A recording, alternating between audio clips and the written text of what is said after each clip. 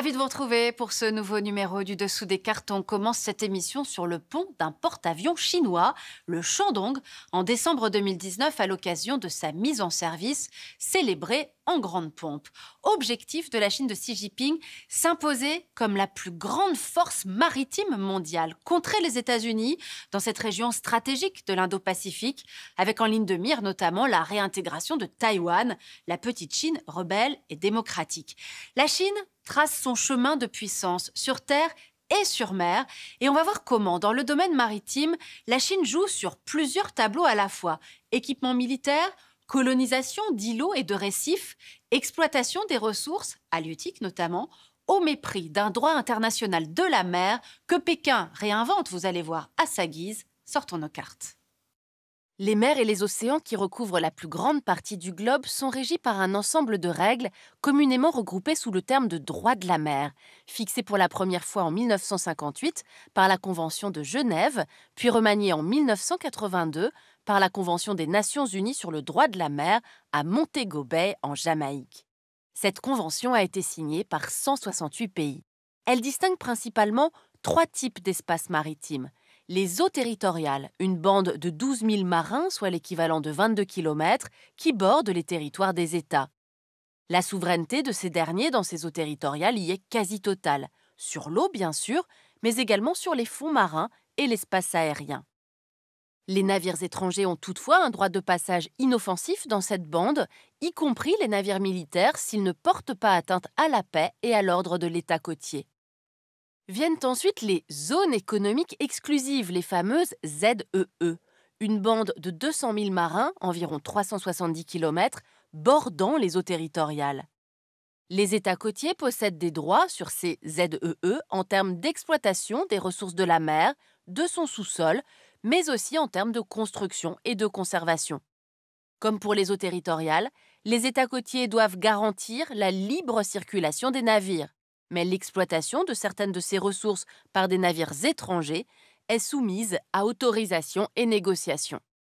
Au-delà de ces 2 bandes côtières, on trouve ce que l'on appelle la haute mer, où le principe de liberté de navigation et de pêche prévaut.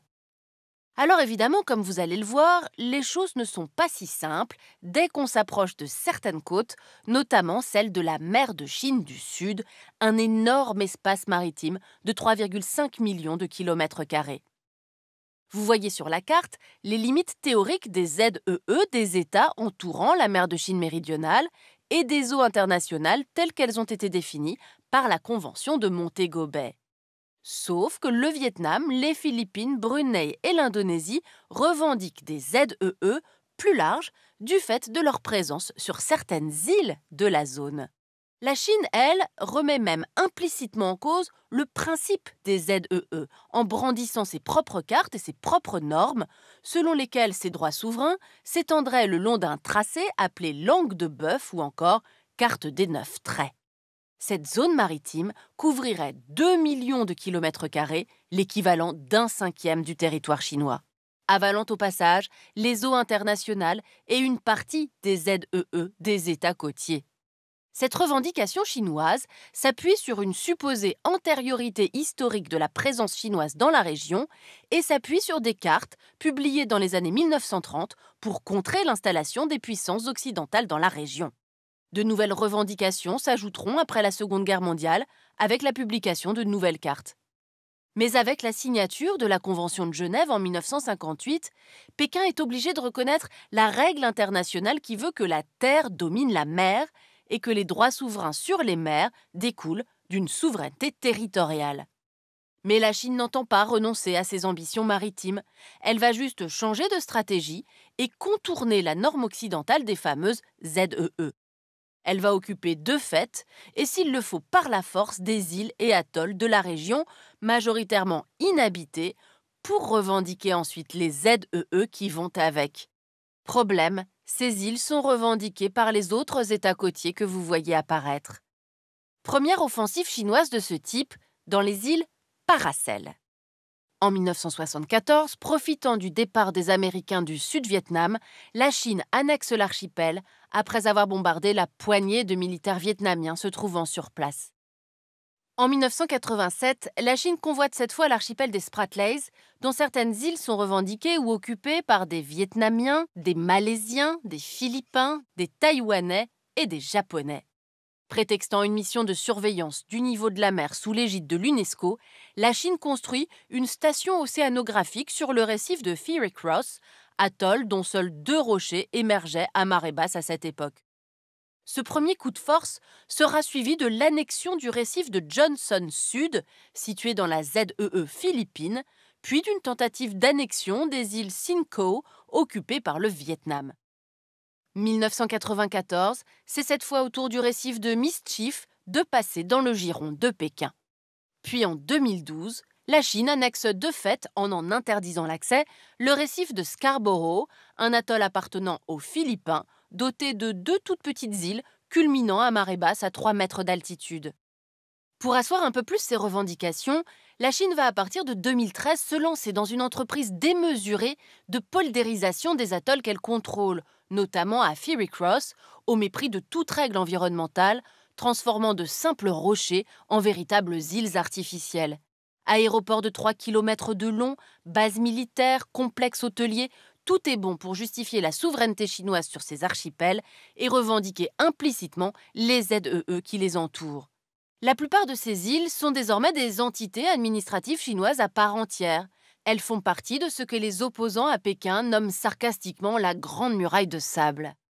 En parallèle de ces occupations physiques, la Chine utilise également son importante flotte de pêche pour occuper de facto certains îlots, comme celui de Julián Felipe aux Philippines. Des pêcheurs qu'elle protège à l'aide de milices de mer et gardes-côtes. Alors évidemment, les États riverains de la mer de Chine méridionale ne sont pas restés les bras croisés face à Pékin. Seulement la puissance de frappe chinoise a fait jusqu'à présent taire toute contre-offensive militaire sérieuse. Quant au recours juridique tenté par certains comme les Philippines en 2016, il est resté sans effet. La Chine ne reconnaissant pas la juridiction internationale qui a donné raison aux Philippins et condamné Pékin. Les revendications chinoises sur la mer de Chine méridionale sont d'autant plus problématiques que Pékin oblige désormais les navires militaires étrangers croisant dans ces eaux à être accompagnés par des navires chinois, allant ainsi contre le droit international qui accorde, rappelons-le, le droit de passage de tous les navires dans les fameuses ZEE.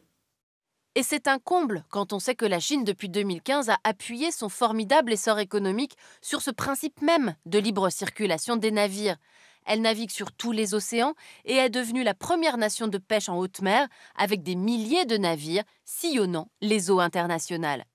Cette volonté de contrôle de la part de Pékin sur la mer de Chine du Sud inquiète les pays d'Asie du Sud-Est, mais aussi le Japon et la Corée du Sud, car la mer de Chine du Sud est une voie de passage maritime vitale pour ces pays.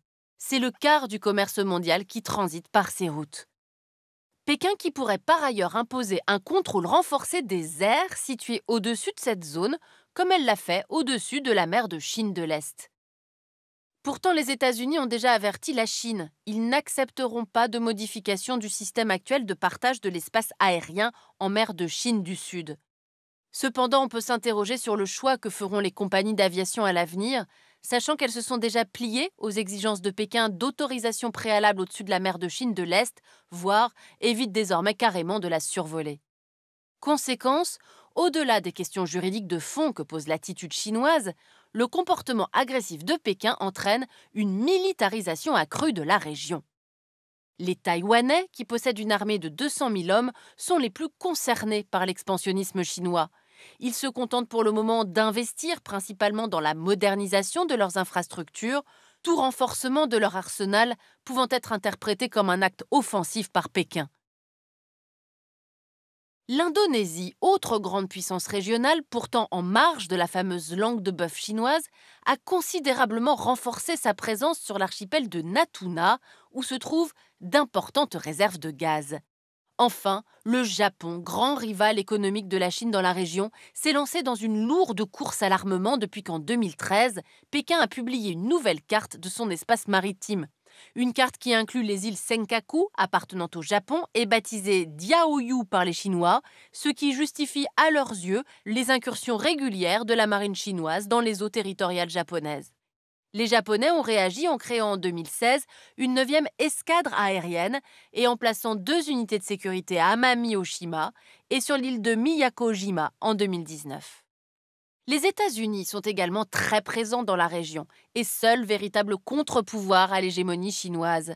50 000 soldats américains sont basés au Japon, principalement sur la base de Yokosuka. Ils sont également présents sur l'île américaine de Guam. Et les États-Unis ont récemment obtenu des Philippines le droit de construire des bases militaires sur le territoire philippin, renforçant leur puissance de frappe aux portes de la Chine. On l'aura compris, on constate aujourd'hui une croissance impressionnante de la puissance navale et maritime chinoise, de nature à inquiéter certains stratèges militaires occidentaux qui considèrent que l'Occident doit coûte que coûte conserver l'avantage en mer précisément pour tenir la Chine et la Russie à distance. L'Occident puissant historiquement par ses flottes, ses bases, ses possessions et par le contrôle des grandes voies de communication maritime. Mais un Occident désormais concurrencé dans ce domaine par une Chine qui ne s'encombre guère du droit international pour parvenir à ses fins, de même que la Russie de Poutine qui mène sa guerre en Ukraine dans le Donbass, mais également sur la façade maritime du pays de Volodymyr Zelensky. Il a collaboré avec nous pour la préparation de cette émission. Christophe Prazuc, vous pouvez retrouver sur le site de l'IFRI sa note « Mer de Chine et droit de la mer, le paradoxe chinois ». Ainsi s'achève ce nouveau numéro du Dessous des cartes. Rendez-vous bien sûr la semaine prochaine, même endroit, même heure. Et d'ici là, n'oubliez pas notre site internet arte.tv. À bientôt.